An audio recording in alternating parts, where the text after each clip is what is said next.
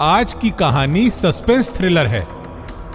कई बार पुलिस की ऐसी इन्वेस्टिगेशन देखने को मिलती है कि आम नागरिक भी सरप्राइज हो जाते हैं कि आखिर पुलिस ने इतनी शानदार इन्वेस्टिगेशन कैसे की। उन केसेस की इन्वेस्टिगेशन को देखकर लोग सोचते हैं कि वाकई पुलिस की इन्वेस्टिगेशन में कुछ तो खास बात है। आज की सच्ची कहानी भी आपको कुछ उसी सफर पर लेकर जाएगी। ये कहानी पुलिस की नायाब इन्वेस्टिगेशन की कहानी है। ये कहानी दिल्ली के पहाड़गंज में शुरू होकर हरियाणा के रेवाड़ी में खत्म हुई थी। उस बीच में एक पड़ाव पंजाब का भी आया था। आज के एपिसोड में हम Paharganj suspense thriller murder case की फाइल को रीओपन करेंगे। इस कहानी की जमीन राजधानी दिल्ली की है। दिल्ली में एक पहाड़गंज इलाका है। यहाँ सस्ते होटल्स और लॉज की कई गलियां हैं। ये इलाका फॉरेनर्स की पहली पसंद है। बात अक्टूबर 2010 की है। इस समय भी रात को पहाड़गंज ऐसे सजा हुआ था जैसे आप दिल्ली में नहीं कहीं विदेश में घूम रहे हों। तमाम होटल्स के बीच में एक होटल महाराजा कासल पहाड़गंज की गलियों में चमक रहा था। पहाड़गंज का होटल महाराजा कासल भी टूरिस्ट से भरा हुआ था। इसी दौरान एक दिन दोपहर के 12 बजे होटल का एक स्टाफ रूम नंबर 207 के दरवाजे को नॉक किया।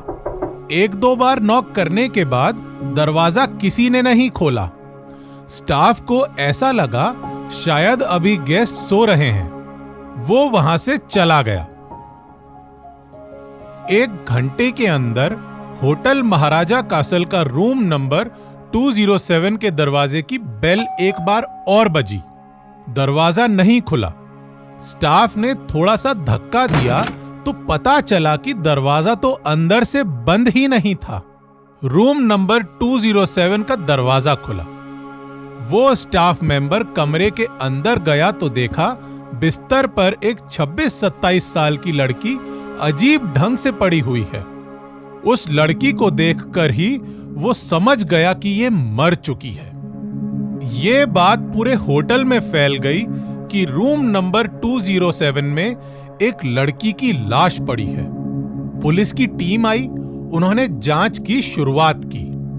होटल के रजिस्टर को देखा गया तो पता चला कि कल रात को इस लड़की ने एक लड़के के साथ इस होटल में चेक इन किया था।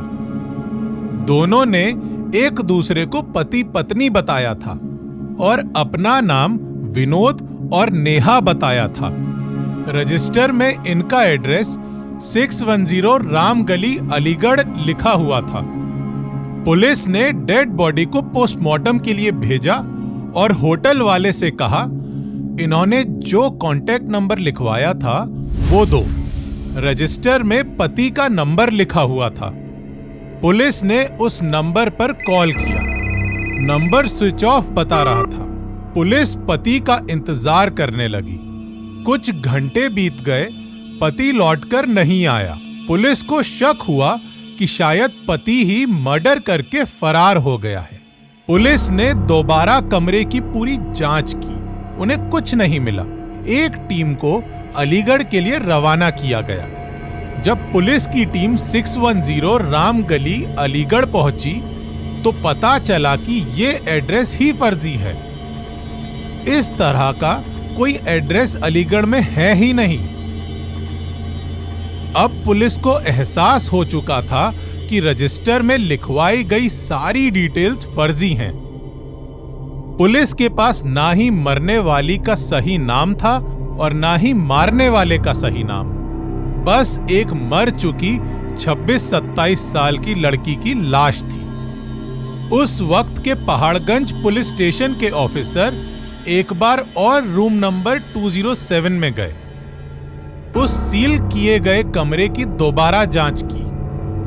उन्हें कुछ खास तो नहीं मिला, पर टेबल पर रखी हुई खाने वाली पुड़िया दिखी। ऑफिसर ने पुड़िया को उठाया तो देखा वो किसी कागज में लिपटी हुई थी। उन्होंने उस कागज को देखा तो वो किसी पेट्रोल पंप का बिल था। वो बिल पूरी तरह से खाली था, मतलब साफ था कि बिना पेट्रोल भराए ही वो बिल पेट्रोल पंप से लिया गया था। कई बार ऐसा कंपनीज में काम करने वाले लोग करते हैं। वो कुछ जुगाड़ से पेट्रोल वालों से बिल ले लेते हैं, बाद में अपने हिसाब से उसे भरकर कंपनी में लगा देते हैं। उसी बिल में address Shaheed Brijendra Singh filling station, national highway 8, Rewari, Haryana लिखा हुआ था। इसी के साथ पुलिस को पहला क्लू भी मिल चुका था। पहाड़गंज पुलिस की एक टीम उस पेट्रोल पंप की तरफ निकल गई।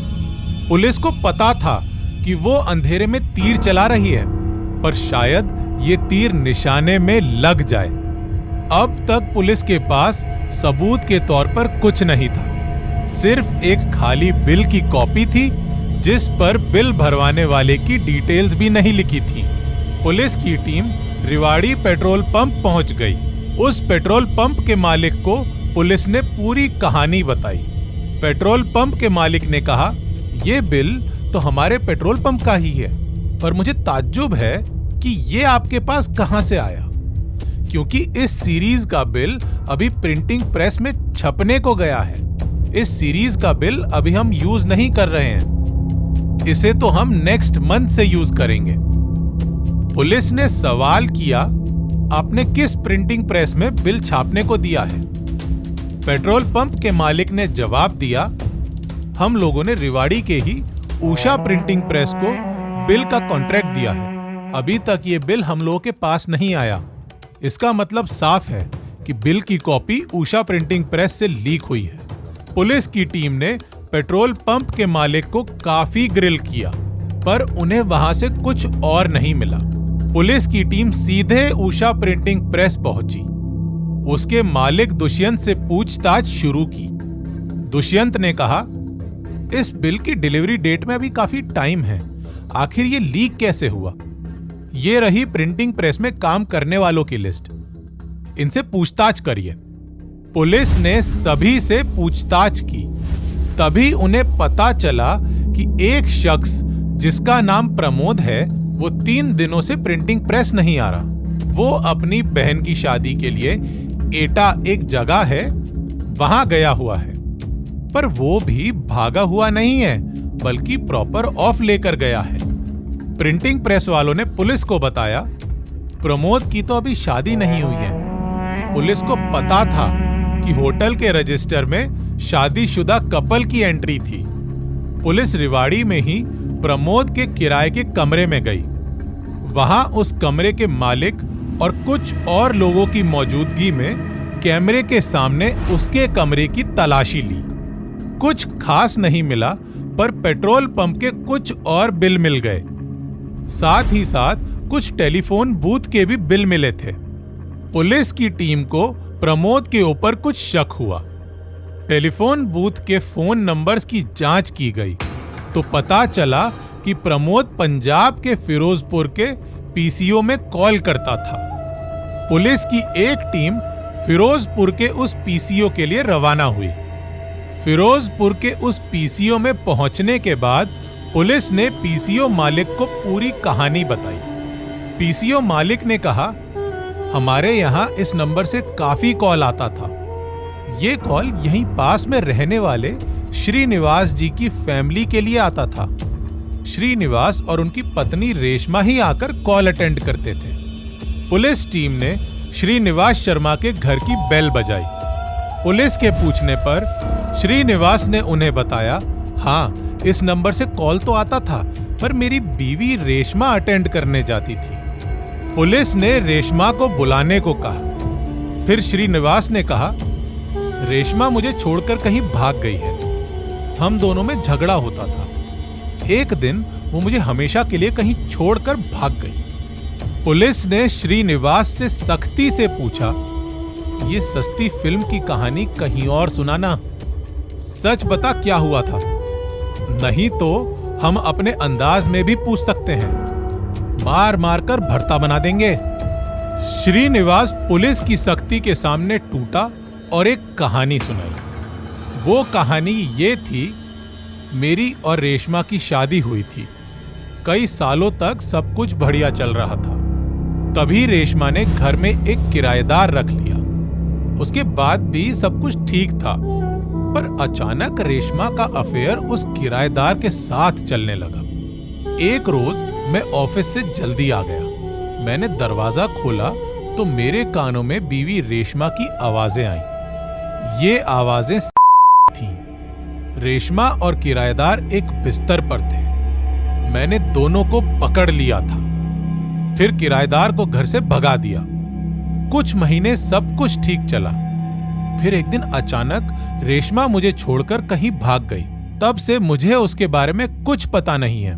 पुलिस को लगा कि श्रीनिवास अभी भी झूठ बोल रहा है।